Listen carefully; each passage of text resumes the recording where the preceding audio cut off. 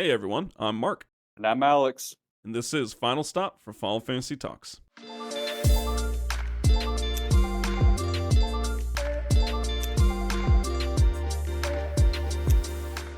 Welcome everyone to episode 85, New Beginnings. We are starting our next Final Fantasy. So if you didn't catch the last episode, the end of it, we're beginning Final Fantasy XII. Really excited, doing the Zodiac Age. Now, some disclaimers, because, we're going to be doing some things a little bit different, not necessarily within the podcast structure, but then obviously just new title and whatnot. We're going to be covering it, the game similar to what we always have, right? We're going through the story, like things open up and all that. But the thing about 12, which we actually really love, is that like there's a lot of side content along the way, not just like all the way at the end. And there's a plethora of things. There's a ton along the way, and so we'll kind of be covering that, like, as soon as things open up, and we'll actually go through the strategies, right, of how to actually go through it, and that should be a pretty fun way of doing it, man. Yeah, exactly. I mean, you got hunts pretty much going on from pretty much the beginning of the game all the way through the end. And then you've got a whole bunch of these little kind of side jobs and little side quest type things. So they start off at the very beginning. So it's kind of fun. It was pretty fun. And of course, we always give treasures and all that, but 12 is interesting. I mean, there's like there's like an infinite amount of treasures and all that, and most, like 99% of them are kind of worthless. So we probably won't be mentioning really any treasures. And then, of course, just we are going to be producing some additional content. So we are going to be doing a YouTube playthrough where we're playing together, and we actually already recorded that. We did that, I don't know, like last week, man, and that was that was a blast. We maybe had a little bit too much fun with it. So if you're wanting to watch it for the story, not probably recommended unless you want us to hear. We're just gonna be bagging on it the whole time. Yeah. I mean, it was fun, though. I will say that. And that is going to be kind of the new thing that we're going to be doing is essentially just starting a playthrough, switching off. It's going to be a good time, honestly. Final Fantasy 12 is such an awesome game. So, really looking forward to that. And actually, as I kind of think about that, I don't think we ever did really play 12 together all the way, like those other ones, because at that point we were about to graduate high school kind of a thing, it's much older, and I was just thinking like those other ones would do all-nighters, we'd play through them all, but I'm not sure we did 12, so this actually will be pretty fun. Really looking forward to it. And then also just kind of social media for the most part, like Instagram. I know I think we mentioned it before, and I guess this part may or may not be kind of evergreen for the series, so to speak. But for those who are just kind of listening to it live as we produce it, not really going to be doing social media for the most part. And our website is actually kind of discontinued for now as well. So unfortunately, we don't really have those things going. But again, just check out our YouTube, same handle if you want some additional things. I guess that's it. Let's get going. Yeah, let's get into it. So, opening scene, here we go. Final Fantasy 12, right? I mean, again, like I just have to reiterate how much I love this game. And we were stoked to start the playthrough on this. So, it was really, really fun. And the graphics and everything are, of course, amazing on this game because it's really pushing the limits of the PS2. You kind of get again the same sort of themes. You get these airships flying around, you get this huge kind of city, but there's a mix between technology and sort of medieval architecture, I guess. Some Final Fantasies, they're like very similar, and that goes with kind of like so in this case, Final Fantasy Tactics, Final Fantasy 9, a lot of those elements and feel in 12 from that. Again, like the airships, kind of some technology, but we're still using swords, but it's pretty cool though. I mean, it's kind of a fun world, and yeah, we get a good look at the airship, this massive city. I mean, we don't really know anything else about that. Of course, you got bartering, trading down on the streets. We look at it, there's like these weird creatures. Of course, Final Fantasy, it's like humanoid pig guys or something. Don't even know, but it's pretty cool. It's bustling, and so you just get this this feel of like a fun town. And now it's kind of going to a procession, right? We get this like giant crowd, this parade of just dressed up Moogles and chocobos and all kinds of things. And we just got a couple youngsters, man. Looks like they're about to get married. Yeah, you even get your first glimpse at chocobos here. Yep, I mean, in classic, Final Fantasy fashion, I guess. I mean, you got these youngsters about to get married. Yeah, they're And both probably like 12 or something. Yeah, seriously. Exactly. And I mean, you get this whole scene there too with the ceremony and the guy, they're saying their vows and all that kind of Yeah, stuff. Then we get to the serious stuff in this game where we kind of shift over to this war room moment where, you have a knight kind of rushing into basically what looks like a strategy room or something like yeah. that, and they're looking over basically the game plan. And it's like, Nabudis has fallen. Like, oh no. And there's like this map, right? It's like the yeah, it's they got the units there. It shows like what happened when Nabudis fell. You just see like a bunch of the enemy, represented kind of markers moving forward, way far forward, and it's like, okay, guys, one place fell. This is clearly like thousands of miles here, thousands of miles, and it's like this. We had this one place. Nabudis has fallen. Oh no, we're doomed now. It's like, gosh, you don't have anything else, nothing at all. Yeah, they didn't think about that. They're like, "Do we have secondary defenses?" Nah, nah, just the primary line Just is need the fine. It's like, one. if that breaks, I mean, it's over, but it won't break. Yeah, Never does. and we don't know any names yet, and so we'll just like the youngster just got married. He's there, and it's clear like there's a tie. Like we're kind of assuming that maybe the chick that he married was maybe the daughter of the king that we see here, and we're assuming that maybe he is like a prince or something of Nabudis. That's kind of what I got out of it, and so he is like really just and he's like, I'll go too. And so we got the bad news guy, the newly married guy. They're like, all right, we got to go secure Nalbina Fortress, is what it says. It's like, yeah, the our only other stronghold out of this. We got like 50,000 cubic miles of space, but we got two places. That's it. Yeah, exactly.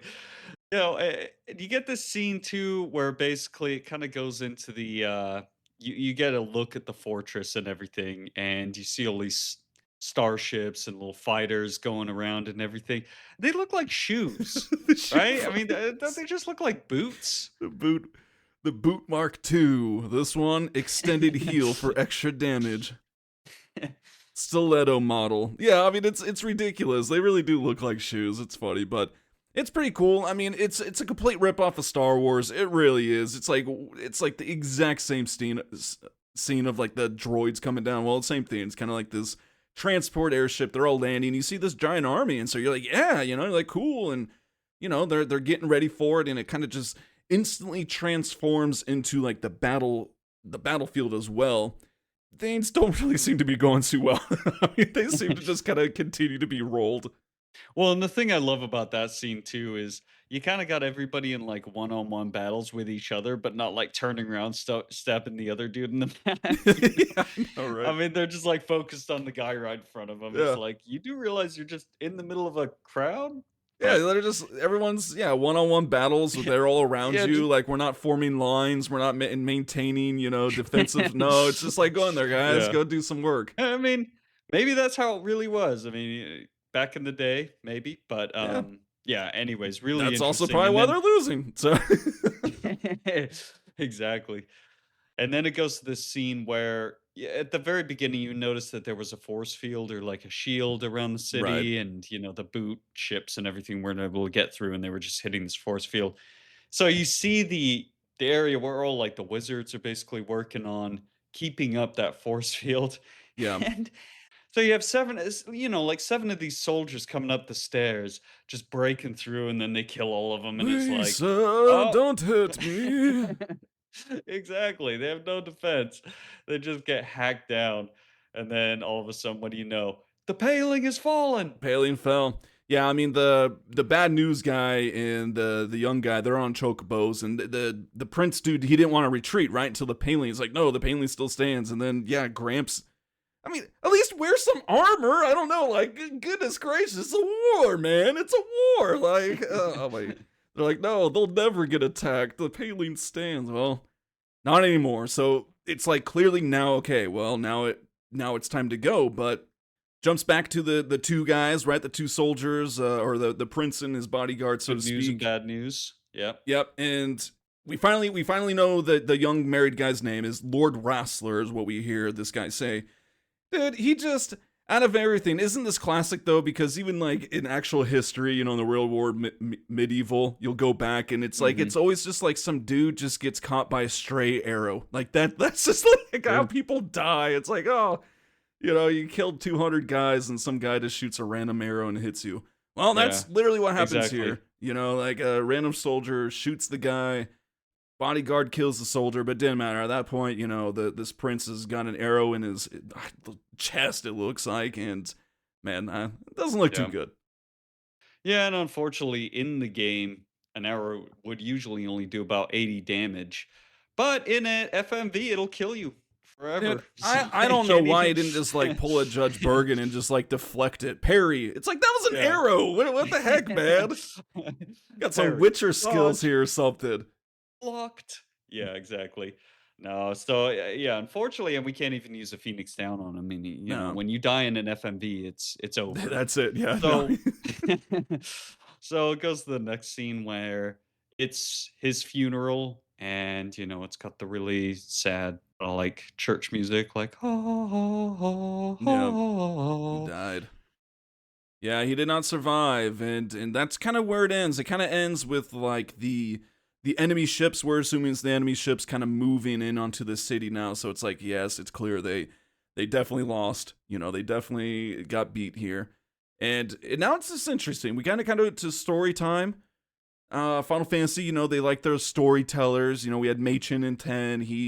His son now is doing this one. And no, he's just given kind of like the what happened. Right, talks about how this empire moved in. There was nothing to stop them.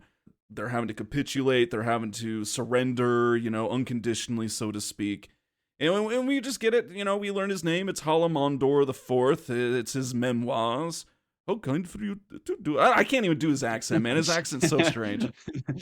Yeah, it is. It's tough to do for sure. Yeah, basically he's talking about, the situation now between Dalmasca and Arcadia.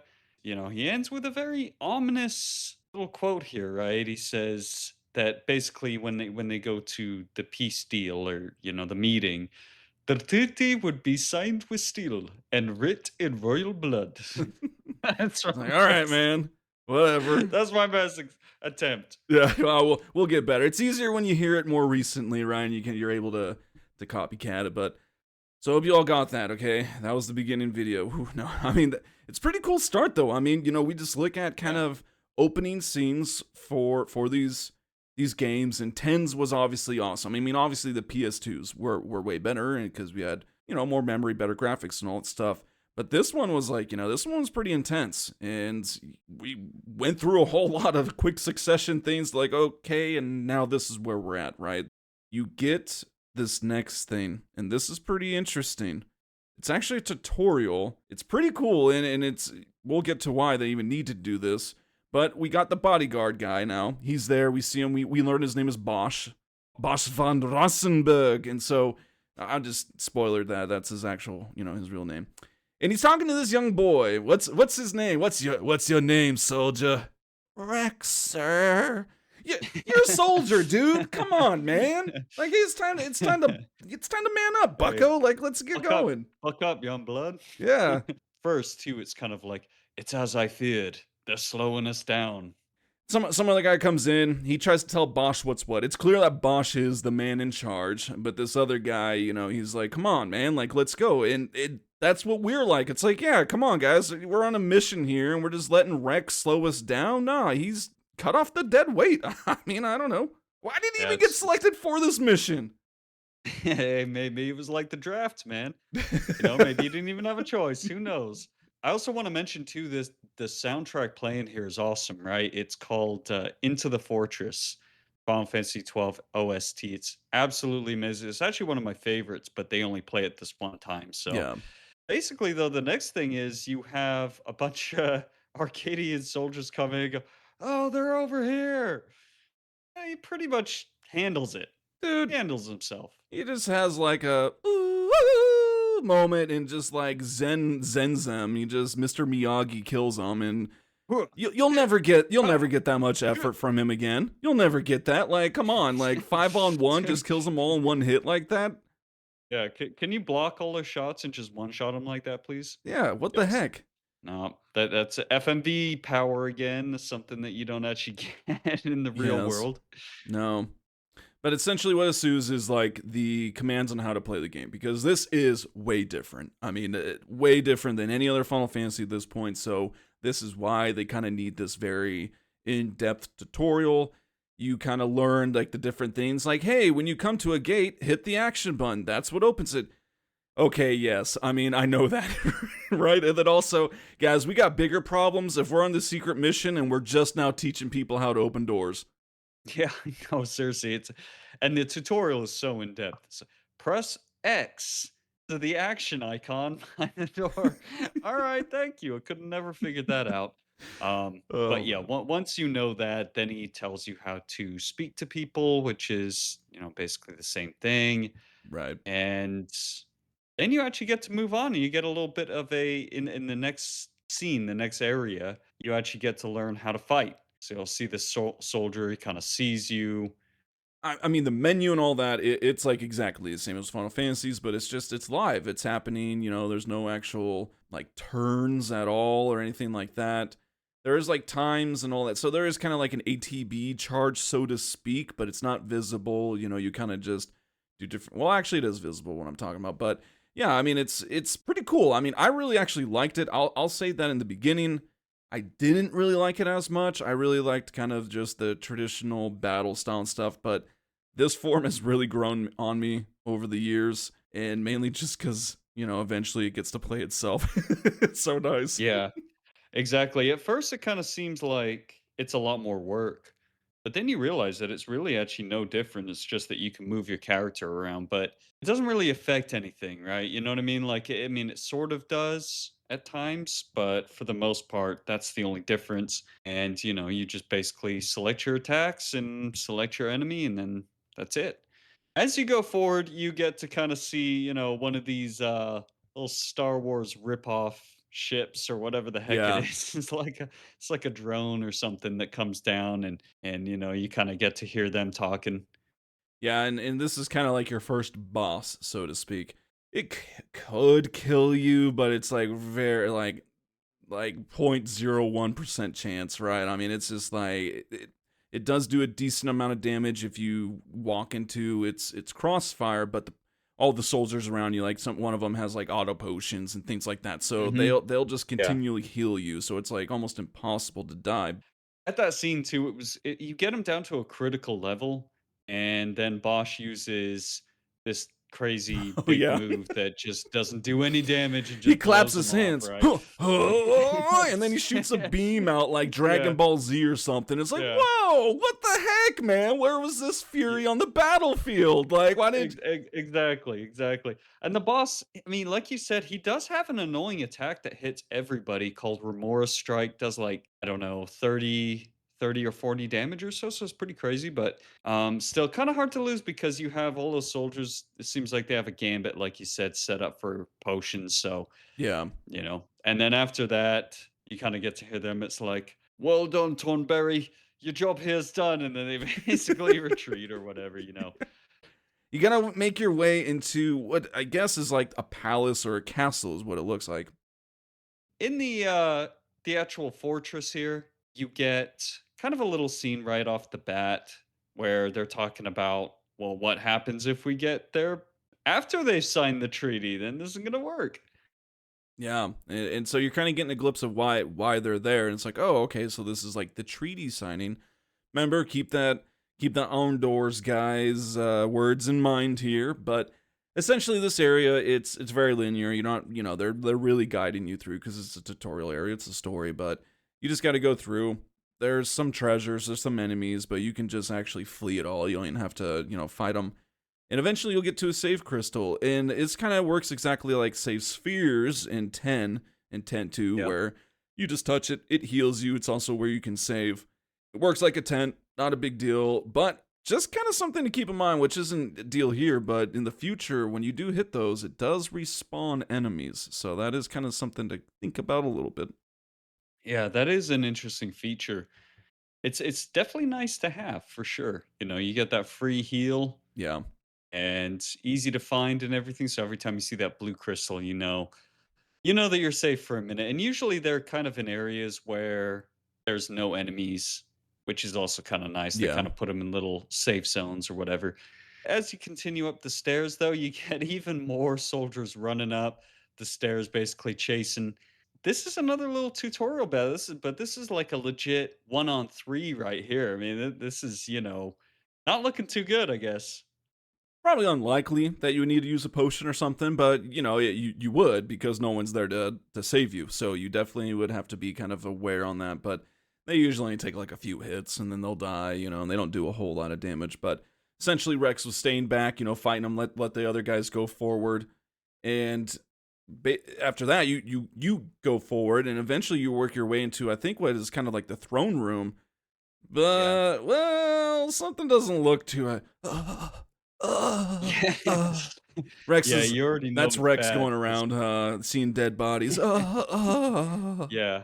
No, Rex is pretty shook up He's here. having a tough You time. know, he's seeing something not too good, Rex, and as sir. as he's seeing all the dead bodies, all the guys who have been dropped here, you also see the king on the throne slumped over, and it's like, yep, this is exactly what they're talking about.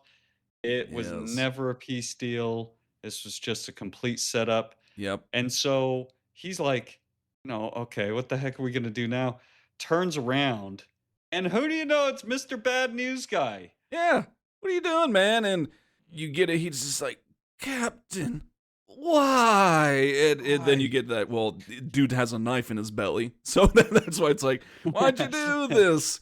And the Yeah. captain just basically says some things about like he was gonna sell us out, like all King this was a kind of, traitor. yep, Yep. he was a traitor, all these things. And so Rex is dying. We're in first person view, and we see this kind of stuff, and like these soldiers come in. Some other guy comes in that we have no idea who it is, and they're It seems just like a higher up. Yeah, yeah. He exactly. kind of Like seems a, like a someone in leader kind of charge, guy. and they capture Bosch is what it is, and they're like, hey, you really messed up, man. Like, what'd you do? Like, you just, oh, I see how it is. Like, okay, here's the thing, actually.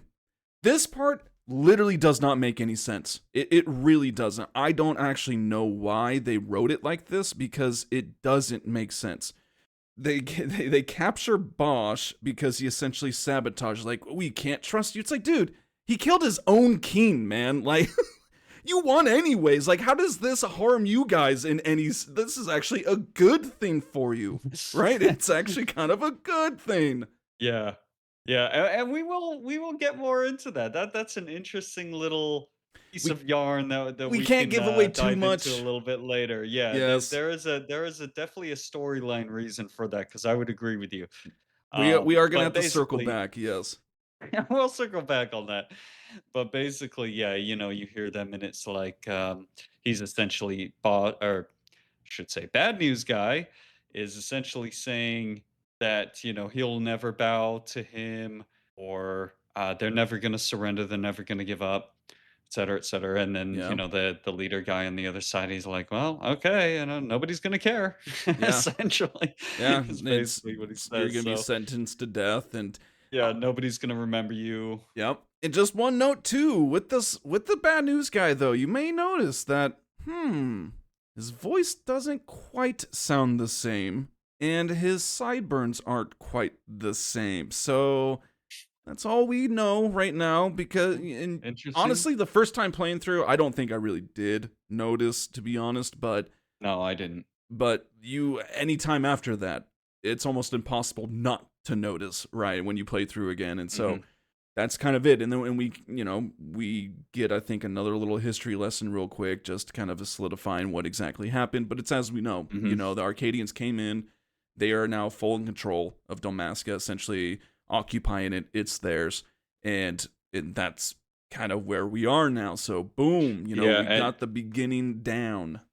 and there was an interesting piece of information in there too, where he even mentioned that Queen Ash, or Princess Ash, I should say, had taken her own life in the grief of losing her nation and Razzler and Right. that kind of stuff too, which is Another little piece of information that's that's going to be very important coming up in the story. Yeah. But yeah, just basically like what you said, just a summarization of the events thus far. Well, now we're in looks like a sewer fitting place, right? To begin, we always have humble beginnings in Final Fantasies for the most part, and so, well, here we are. We got a couple little kids just playing in a sewer. Well, where else would you play? I mean, it's like, yeah, cool. And the little one's kind of a little taller and older, it looks like, and one's younger. And so the younger one's like, "Come on, we gotta go." And then the guy's like, "Not until I kill these rats." And so, well, what a better pastime than to kill some rats, man. Yeah. How hard is it to kill rats anyways? I mean, come on, like he's using a sword. But wait, you see the kind of rats that he's fighting down there? These These things are things are like possessed, man. 50 pounds. Yeah, They're like 50 pounds and they have red they got eyes. red eyes, dude. I would see that. I mean, listen, we got to give it to this kid. If I saw that rat, I'd probably be like, "Oh my gosh, heck no!" Like, I'm out of here, man. Yep. And in Uh, classic Final Fantasy fashion, right, their haircuts, we got Vaan, which I think he says is yeah. like, hurry up, Vaan. So now you need to kill these rats, and there's three of them. They always scamper first thing. So no matter what, you'll always have to chase them down, no matter which Yeah, one you one always select. comes up. Yeah. Exactly. It seems like one is the aggressor. You don't know exactly right off the bat, and then the other two just run away. So just go after the one that's attacking you. Because they'll just sit there and be doing like 5 damage over and over and over. You kill him. Wow, Vaughn, or is he like, "You did it?" He's like, "I'm You ready. got them all? I'm ready for anything now, dude." They were He's rats. like, Okay, now granted they were rats, but anything? I don't know, man. I don't know. let's get out of here. If Miguelo ever finds out that we're down here, he'll tan our hides. Theater. All right. Yes. Yes. Kites needs to work for him too. We learned that like there's a shop that begins to some dude named Miguelo, right? So Kites works for him. Forgot to do deliveries. He feels the shame, and so you guys head out, and it goes to the next scene where Vaughn's like, "No, I got some other things to do. I don't want to go work today." Those other things may or may not have been robbing some soldiers in an alleyway. Look, maybe they deserved it. They robbed a peddler of his apple, and it's like, "You didn't pay." What? I didn't pay, or whatever. Didn't pay? It's like, leave him alone, mate. He's just a poor shopkeeper. Yeah, no, they take a fruit. But here comes Vaughn enacting karma, and he's just like, "Oops, sorry," and runs away. And he full on stole the dude's pouch, man. He stole his purse. And Yeah. they I, can't I catch love him what they though, man. They can't catch him. love what they say there too. It's like, watch where you're going, churl. You chill. And it's like, wait a minute, my pouch.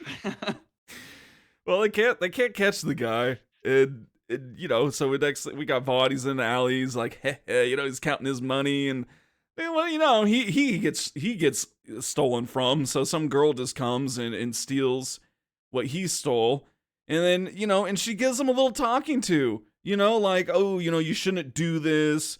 It's bad. You're gonna get caught. If you get caught, you're gonna abandon us all." It's like, okay, Yeah, whatever, I get that, but and then yeah. and she talks about like giving. I thought you always talk about giving back to the people and stuff. Essentially, what she's getting at is like, "Hey, where's my cut?" Is what it is. Uh-huh. Yeah, and this whole scene is funny too, right? Because it starts playing Penelo's theme, like da da da da da da da da da. It's like she gives him like this face too. She's like mean mugging at him, like, what have you been up to? Stealing again? Da da da, that kind of thing. Like she's Yeah. trying to play like big sister or something. Well, hello there. What's I your don't know. name? Riku. No, it's Penelo. Riku, yeah. Yeah, exactly. And yeah, I mean, kind of like what you're saying, she calls him out for being, a hypocrite. He was about to take that money. Then she basically takes her share, which is like, this is for that bread last week that you stole. It's like, man, all right, we're really starving. Like, can't even afford bread. Not only that, but like, how does you taking it justify the thing? Are you gonna go pay him back? No, I saw you put those 2 coins in your pocket. Okay, you didn't Yeah, bake the you're not bread. giving that to Big Yellow. Yeah, it wasn't Yeah. your bread. But no, essentially, you do learn that they're all orphans, right? Which makes sense. Their city was just attacked, their nation was just attacked. You're assuming that a lot of the parents probably fought and died in the war or Right. whatever, and so Right. There are a bunch of orphans that are trying to get by, and there's this, we kind of hear this shop guy again, right? Papa Miguelo. And so she kind of mentions that, hey, Vaan should really stop by. And so you do. And, Miguelo's voice, we could never stop trying to get it right. We just can't, because it's so crazy. But he wants us to go pick up a package or something, right? Yeah. He's basically like, I've been waiting on this package. I can't do it either. Yeah, it's really bad. But essentially, yeah, the guy, the courier, has been held up in the Ester sand, and Vaughn first off is just like, oh, I can go do it. It's like, no problem. It's like, you're gonna get wasted, man. All you've been doing is fighting rats in the Out in the sewer. desert, Like, way too dangerous. I've been sending you to an early grave, my boy. So, so basically, his whole thing is we just have to play messenger man or messenger boy and just run over to the sand sea and go tell this guy what's up. Yeah. So Sansea's like the local pub, and so that's where we go. We go into the Sansea. Like, essentially everything he asked us to do, we don't do, is pretty much like what it is. Once you get there, you do see Kites, and Kites is like standing by a board, and he's like, hey, take a look at this.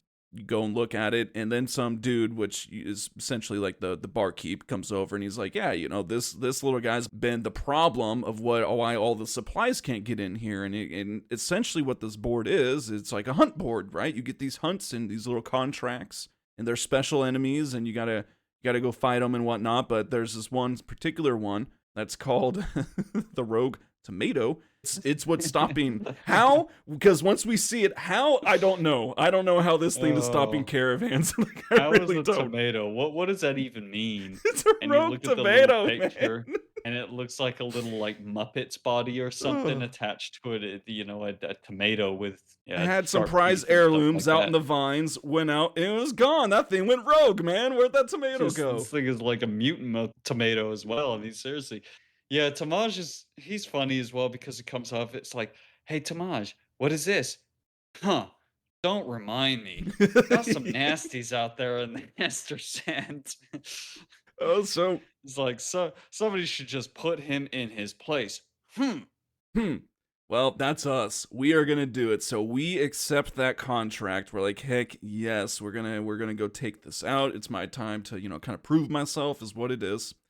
He also gives us a nice little item, man. I love this thing. Yeah, this is your first accessory in the game. Little freebie right off the bat. Again, we're still kind of in the tutorial stage. This is showing you how the hunts work. Yep. So it gives you a little Orakia armlet, which is pretty sweet. Now, this is a really funny piece of equipment because it literally never changes throughout the whole game what it does. It just gives you plus 25 hit points, which right off the bat is awesome. Yeah, and a strength, I think, gives you like 1 or 2 defense, rather. Yes, I believe you're correct. Yeah, exactly, like 1 vitality or 1 defense.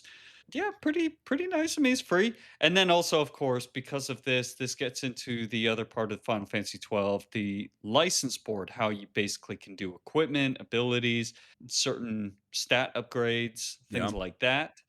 And so this is a totally new system. It's really cool. I mean, it sort of reminds me of a sphere grid in a little bit of a way, insofar as like how you can choose what direction you want to go, but you just use job points for this, or not job points, license points, I should say, to unlock tiles. Yeah, and of course, in the Zodiac Age, it's jobs in this, to where you got a bunch of different ones. I mean, you got all the traditionals: white mage, black mage, red mage, time mage. You got like knight, archer, so on and so forth, tons of them. And that is a pretty cool change, because of the original, that one was nuts. I mean, that one was pretty intense because it was just all of it all in one fat board, to where it is kind of like the sphere grid of 10, but if like all of the nodes were connected, together, and you just had complete freedom to go anywhere. And it was like, that was pretty intense. It was kind of overwhelming in the original one as well, but it was pretty cool, just because it is like it's like tactics where you can just build any character into anything that you want. Of course, some are better than some things than others, but you have entire freedom in 12 to where anyone can use any weapon, wear any armor, use anything. It's totally up to you. Yeah, no, exactly. The original one, but it also kind of had the downside of making it so that essentially every character could be exactly the same. I mean, I Yeah. guess it's kind of the same on this one too, but the big difference with the Zodiac Age is that you actually have to select a job class, so to speak, that has a very specific license board to it that has specific equipment, upgrades or Yeah. possibilities, HP, all of the augments, all of that kind of stuff. So this was a really cool kind of upgrade, but right off the bat is kind of interesting because you actually don't even really need to select anything. Vaughn comes innate with the ability to at least use daggers and swords and certain light clothing and things like that. So very very cool in this game. I like it. Yeah, it's pretty fun, and that's the decision. But if you do want to equip that the armlet, you will have to select a job and then get the license in order to use it. And that's how it works, right? All the everything between magic and skills and armors and weapons, they all have a license in order to use them. And if you don't have the license, you can't use them. And so that's kind of the whole thing. And just to kind of drive the nail home in the jobs, it's like, yeah, the jobs did make it pretty cool just because no matter what, you do have to make trade offs, right? You're not going to be able to get some things, you are going to be able to get others. And so no matter what, you gotta kind of make a choice, and you're not going to be able to get all of the license things kind of like in the original. Well, we need to make our way to the Ester Sand. That's where this rogue tomato is. And we go to the gate, and man, we're not let out. But Vaughn, you can already Yeah. tell this dude is a little sneaky weasel, man. Oh yeah, he's got some tricks up his sleeve. I do also want to mention there's a courier guy in the center square there. Before you get there, you can grab a package from him that you're supposed to give to somebody on the other side of the gate, but you can sell it for 250 gil, which is pretty nice. But yeah, this part with the soldier at the gate with Vaughn too is hilarious because he's essentially saying that he needs to get out there to go and get a choice Tasty, or yeah, morsel choice choice morsel choice morsel for the for big the head guy. console. And it's like, I sure hope you wouldn't want to disappoint him. And then the guy's like, the Lord Consul's a great man. The great Vaughn should have concerned himself with me. He has Yeah. such petty issues. Open the gate. He was like, I No. soiled my trousers. The accents in this. I love the British accents of the soldiers. Yeah. Fantastic. Well, we talk our way out. So we're out. The gate is sealed though. That's what they say. They say, okay, last one, gate sealed after this. And so I don't think Vaughn really thought that through too much, but you get out there, head out to the Ester Sand. And this, oh my gosh. You might like the first time you get in this area, and if you just came from 10 and other things, you might be like, I have freedom? And it's like, yes, you do. You have freedom. You can walk around. You don't have to sit on this linear Mihen high road path that just goes forward and that's it. Yeah, it's like that scene from Braveheart, and they're like, freedom. Freedom. You're like, yes, I can roam. You can roam. It's so cool, man. I love 12 for this. Always thought this was the coolest part of Final Fantasy 12 when I looked at reviews and before the game out and everything, the testing stages. The fact that you had these huge areas that were completely free, and 12 also, we're out of the scatter screen transition to Yes. like a battle area kind of thing. So it's all just basically you can fight whatever you want, you can run around, you can run away Yeah. from enemies right then and there. Even when you're fighting them too, you can kind of run around and run away and things like that. So it's pretty fun. And so you get to learn how to fight here. And the enemies are pretty easy. I Yeah. mean, you've got little cactus, and which actually also kind of shows you which enemies are aggressive and which are passive. Yeah. You'll see it. You can tell by the health bars above them, right? And so Yeah. the cactites, you don't have to attack, but you can. You could select them, and if you do attack those, we'll go ahead. There's three caveat enemies, but two enemies here, a wolf and a cactite. And yeah, as you go around, you select it. You're going to have to, actually manually hit attack and stuff, but you can fight basically to your heart's content. And yeah, your point, uninterrupted roaming. Like there's no more cracked screen where you're getting into the song, yeah, and then Yeah. and it's like, ah, come on, man, or Yeah. that PTSD fear of like, I'm almost to the end of the screen, I'm almost to the end of it. Oh, battle, and it's like, dang, no, none of that. It's and it's always abrupt too, right? Like Final Fantasy X, Yeah, yeah, the crack shadow screen. It's like, come screen, on, man, like, and with 9, 8, and 7, the little like screen smear transition yes, thing.